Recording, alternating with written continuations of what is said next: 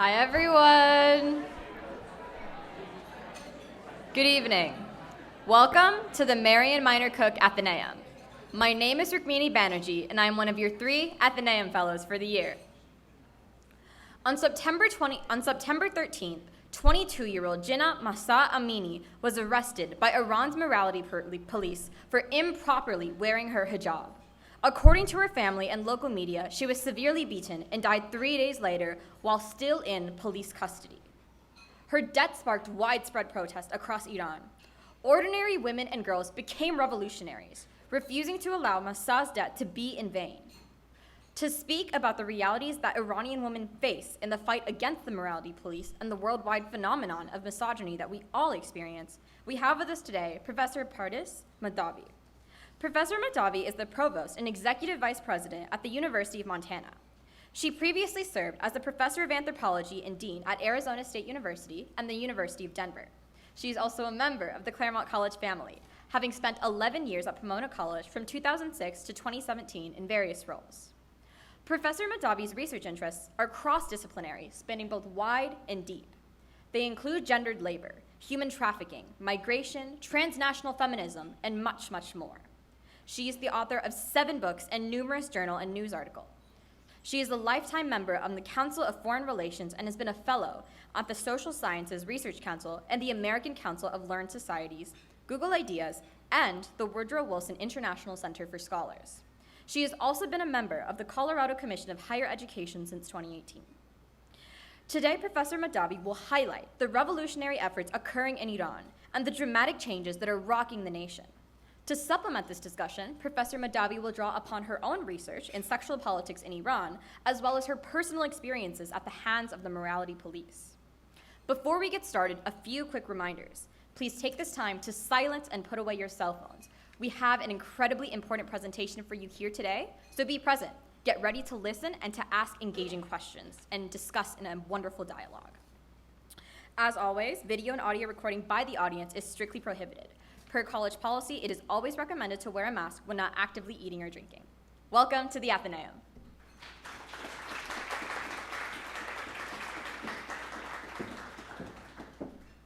Good evening, everyone. Thank you so much for such a lovely introduction. It's wonderful to be back here at the Ath. It's great to be back in Claremont, and especially a treat to be back at the Claremont colleges. I forgot how good your campuses smell, so it's been really nice being here. Before I jump into my talk, I want to wish Olivia a happy birthday. Thank you for being here tonight. She chose to celebrate her birthday by being at the Ath listening to me with a whole table of friends. I'm incredibly honored. Thank you. I hope I don't disappoint. So I think most of you who are gathered here with us this evening have been following the ongoing protests in Iran.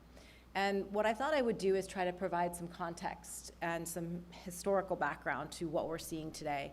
And a lot of people ask, how is this moment different? So if you've been following Iran in the last 40 years or so, you've probably seen waves of protests that have erupted. You've seen people pouring into the streets. You've seen anti-Americanism. You've seen pro-Americanism. You've seen different things.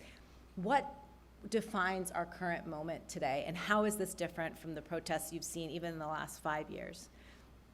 There are 3 main differences, and that's kind of what I want to talk about, drawing on my own experiences, but also I've become very involved with some of the networks that right now are seeking to support the protesters. But the 3 main differences, if you take nothing else home from tonight, I hope that you take these 3 home with you. The first is that this movement is truly intergenerational. Right? So one of the main differences is that the people leading this movement are not only women, but they are young women, right? Even as young as the age of 12. You see schoolgirls standing up and speaking out against the regime. There was something my parents talked a lot about when they left Iran. They fled Iran during the revolution. And they talked about seeing kids in schools tearing up pages out of their textbooks and tearing up images of the Shah. You see that same thing happening today with images of the Supreme Leader and images in textbooks or narratives around the Islamists in power. You see young schoolgirls tearing up or setting fire to those images. And we can start to see that these schoolgirls are the ones who are fearless. They lead the movement. And we call them, a lot of us who are now been following this, we call them children of the resistance. So my generation, we were the children of the revolution. And some years ago, I stood before you here in the Ath and I talked about what it is to be a child of the revolution. That's those of us who were born kind of right around the revolution and in the 1980s, et cetera.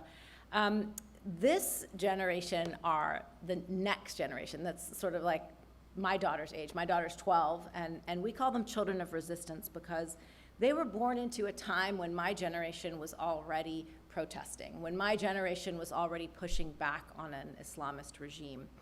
For those of you who don't know, Iran had a revolution in 1978-79 where an Islamist regime came to power. When they came to power, they enacted what are called pro-natalist policies, and these policies encouraged families to have as many children as possible. How did they do this? Any family that had 3 kids or more got a tax break. Any family that had 5 kids or more got a free plot of land. So you had a huge spike in the population between 1978 and 1990. Those are the children of the revolution. The people leading what we're seeing today are the children of those children. So it's truly intergenerational. The second point is that it's a networked movement. And what I mean by that is beyond social media, this is a movement that's harnessed the power of underground networks that were built starting as early as 2009 with the Green Movement in Iran, going into the Arab Spring of 2011, and I'm going to talk a little bit about some of those underground networks. And then finally, at the heart of this movement is actually feminism and feminist resistance. And I think one of the important things to think about when we're looking at this resistance is not that it's going back to a westernization, and I'll talk about Westoxication in a little bit, but rather that this is a global feminism that is organic, that actually comes from generations and a thousands of year old history in Persia of thinking about the role of women and thinking about the role of human rights, equality, and democracy. And so when people say, well, is this, are they just trying to be westernized? It's like, actually, if you think about the first Declaration of Human Rights, that was written by Cyrus in Persia, right, thousands of years ago. So, this is a global feminist movement that really makes us rethink feminism because we have this notion that feminism is something that comes from the United States or the West, a very Eurocentric notion of what feminism is. And this really challenges us because it's a different kind of feminism. It's a networked feminism. There's no one person with the microphone up front. It is a wide network, and it is a movement that is causing absolute change. So some of you who've been following probably know, and I know we've got someone wearing the shirt in the audience, Women, Life, Freedom. That is the slogan, Zan Zindagi Azadi. Yeah, thanks for standing up there. That is the slogan that has animated the protests that we're seeing today. And the sounds of those chanting protests fill the streets of more than 85 cities in Iran as we speak. Though the demonstrations erupted months ago, dissenters have not backed down, and the movement's momentum is only increasing. One of the things I often tell people is it's more likely that we outside of Iran will lose attention, patience, and interest in the situation in Iran before the protesters actually do. They are willing to die for what they believe in. Try to think about that. There have been numerous waves of protests in Iran over the past 3 decades, but what we're witnessing today may finally be the tipping point for the next Iranian revolution. As the protest slogan makes clear, feminism plays a central role in bringing the movement forward. According to Nobel Peace Prize winner and Iranian human rights lawyer Shirin Ebadi, who, by the way, I met for the first time in this very room at the Ath in 2008, so it's a real full circle moment for me, Priya, thank you. Ebadi has said many times that women are the path to democracy in Iran. We're seeing this play out in real time today. The catalyzing moment for the current protests took place in September of 2022 when Mahsa Amini, a young Kurdish Iranian woman, stepped off a train at the Tehran station and was promptly arrested by the Gasht Irshad, which is the morality police. She was on holiday with her brother. She arrived in Tehran expecting to go sightseeing, young woman, and she was taken to custody. Her crime was she had a few strands of hair showing from underneath her headscarf and lipstick the shade that I'm wearing tonight. That was her crime. She was taken in by the morality police, and I'll talk a little bit about them in a moment, and faced severe brutality and died in police custody less than 3 days later. Now, who are the morality police? Who are the Gasht Irshad? And unfortunately, how do I know about them? So the morality police are an arm of law enforcement that was brought into power when the Islamist regime in the 1970s came to power. They are legally charged with upholding right and forbidding wrong. That is their charge on the books. So you can see that that is a pretty wide spectrum. The morality police walk the streets of Iran looking to ensure that austerity is maintained. So that means no slipping headscarves, no lipstick, no nail polish, no heterosocializing, no drinking, dance, drugs. There's a famous quote from Ayatollah Khomeini that says, "The Islamic Revolution is not about fun.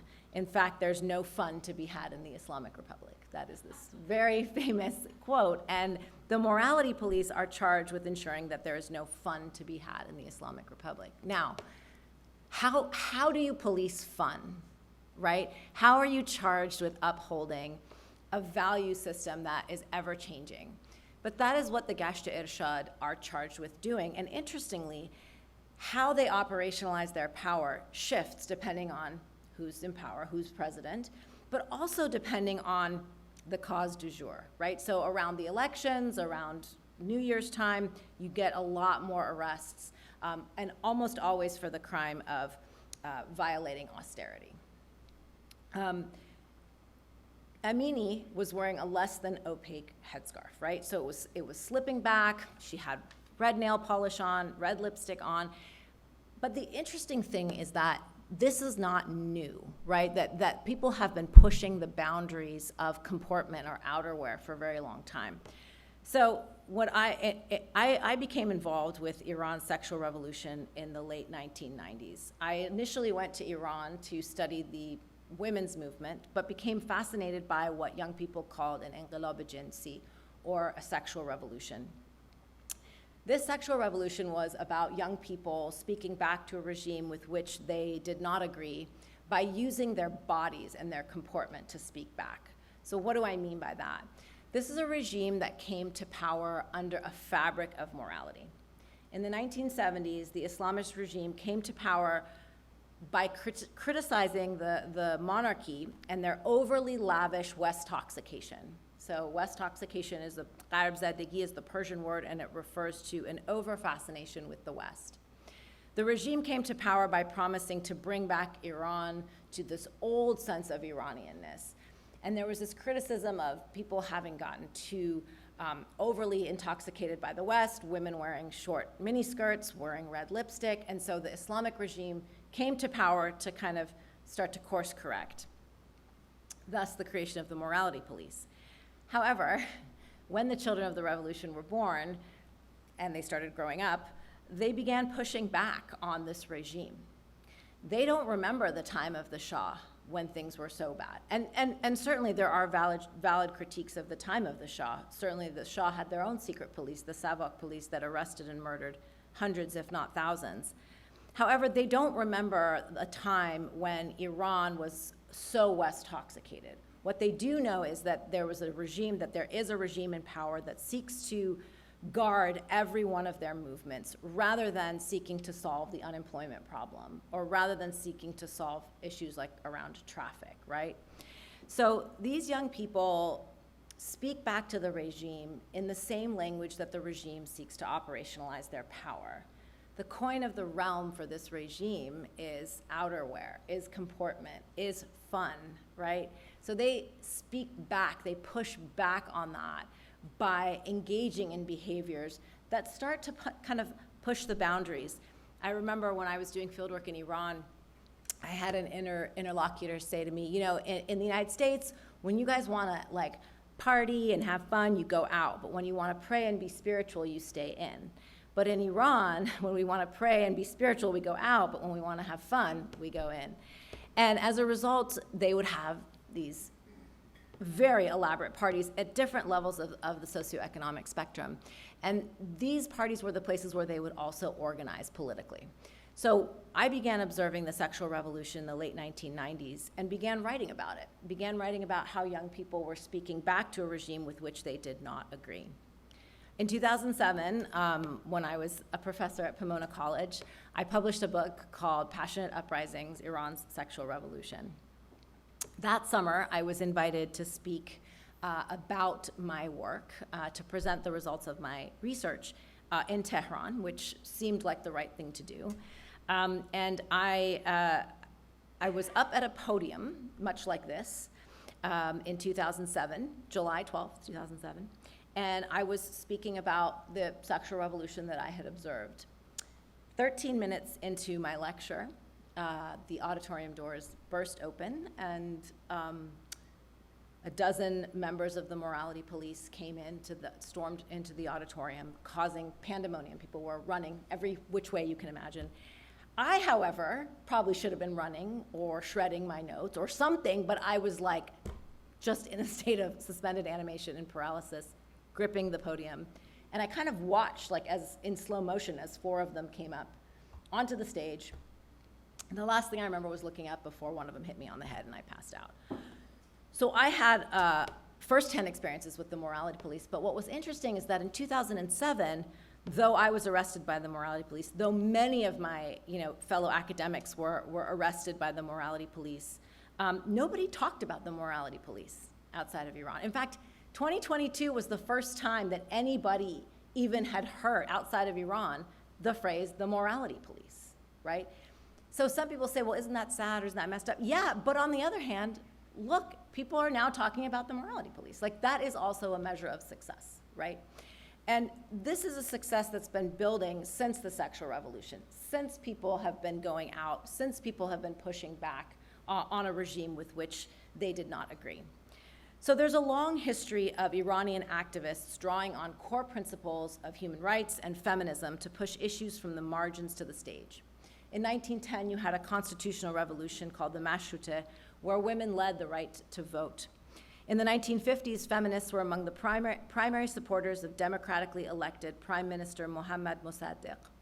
When the CIA backed a coup of Mossadegh, feminists called on Shah Mohammad Reza Pahlavi to be held accountable for creating economic inequities and tension among the classes. In 1963, their activism gained women the right to vote. During the 1970s, as the Islamists rose to power, feminists activated on multiple sides of the revolution. Islamic feminists supported Islamic Marxists. Yes, these are not oxymorons. There are different sects of feminism. There was a whole sect that identified as Islamic feminists, and then the Islamic Marxists, who criticized the Shah for his lavish Westoxication. But control over women and control over bodies was a key part of the platform that won the day for the regime that officially took power in '79. The might of the clerics was made visible through their policing of women's bodies, which were to be cloaked from head to toe in a black chador. Women were told to stay home, that they had no place in the public sphere, and their rights evaporated virtually overnight. Islamic feminists felt betrayed. Secular feminists felt vulnerable to attack, and a new era of feminist organizing was born. By the 1990s, various feminist factions had started coming together to push back against the regime. Along with the young feminists born during and immediately after the revolution, this is the group who created the sexual revolution. Their maxim, the personal is political, was the foundation of their resistance and transmitted across borders. One strand of hair at a time, one sexually defiant act after another, activists used their bodies to speak back to a regime with which they did not agree. Women were again front and center in the Green Movement in 2009, demanding the removal of President Mahmoud Ahmadinejad. The graphic image of Neda Agha Sultan, a young woman who was gunned down during the protest, served as a rallying call for women across the Middle East, setting off a chain reaction that led to the Arab Spring in 2011. Women are at the forefront of resistance because we have the most to lose, says Donya, a 28-year-old protester from Shiraz. Donya was one of the lead organizers of the protests in her hometown, having cut her activist teeth during the Green Movement. At age 15, Donya took to the streets to protest the fraudulent election of Ahmadinejad and his repression of women's rights. Donya, who also identifies as LGBTQ, says, quote, The conservative Islamists want to squash everything about our personhood, about who we are, but we can't let this stand. So we protest. We protest for the old woman digging in the garbage for food, for everyone who fights for their dignity, end quote. More recently, the My Stealthy Freedom movement was started in 2014 by feminist activist Mahsa Amini. At Ahmadinejad's urging, Iranian women began taking photographs of themselves in public places without the hijab and posting them on her My Stealthy Freedom page. The protests struck a nerve, garnering more than 1 million likes on social media. We all have stealthy moments, Ahmadinejad wrote, but we become powerful as a group when we stop living a lie. Many credit the My Stealthy Freedom movement with laying the foundation for the anti-government protests that rocked Iran in December of 2017 and January of 2018. Ahmadinejad, like other feminists, activists, and journalists, myself included, was exiled from Iran for her defiance of the regime. According to Kiran Nazish, the founder of the Coalition for Women in Journalism and Free Speech, the number of Iranian women journalists living in prison or in exile is the highest of any ethnic group in the world, among the highest of any countries we have ever tracked. Life in exile can be as precarious as life in prison, Nazish says. Women even in the diaspora face threats from members of the regime or supporters who find their way into every corner. This was demonstrated just a couple of months ago in July of 2022 when Mahsa Amini was forced to leave her Brooklyn apartment because an armed Iranian man with a loaded AK-47 rifle was arrested outside her apartment. Authorities said the gunman had been seen waiting outside her home for 2 days before he was taken into custody. Once conservative President Ebrahim Raisi took power in Iran last year, feminist organizers began scrambling to get their message out to the world. Imprisoned Iranian human rights lawyer and feminist Nasrin Sotoudeh has been a central part of this passionate call for action. Don't back down no matter what, she told me on the phone last summer. Tell all of the people, the women, the men, the young, the old, to keep fighting no matter what it costs us. The government can't be allowed to continue getting away with abusing us, with starving us, and get everyone around the world to join us to demand accountability and democracy, end quote. In a recent interview with CNN's Christian Amanpour, human rights lawyer Ebadi said, the Iranian people have tried every possible way to create change in Iran, and unfortunately the government turned a deaf ear to people's demands. Feminist activists inside and outside of Iran have called on global feminist communities for support. These are the underground networks that I've been studying for more than 20 years. They've asked their allies to join them to ensure that their message is heard and amplified around the world. And the global community has finally responded. While feminist organizers have ushered in a major social upheaval over the past 5 years by bringing the movements that were on the margins to the center, the protests we see in Iran right now are also bringing feminism forward from the margins into the spotlight. Here's a quote from a young man activist who I interviewed a few weeks ago. It started with feminism and women's rights, but now it's the rights of all people. Reza was beaten within inches of his life in October by members of the morality police, but he continues to protest every day. We are all Mahsa Amini, he says. Until women like Mahsa can be safe in Iran, nobody is safe. Amid the increasing waves of protests from the capital to the rural outskirts, Iranians from a variety of backgrounds are taking up the feminist cause, pushing for equality and rights for all. These protests have caught the attention of the global community at last.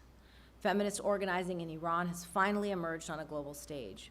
But at the same time, Iranian women are facing harrowing consequences for their work.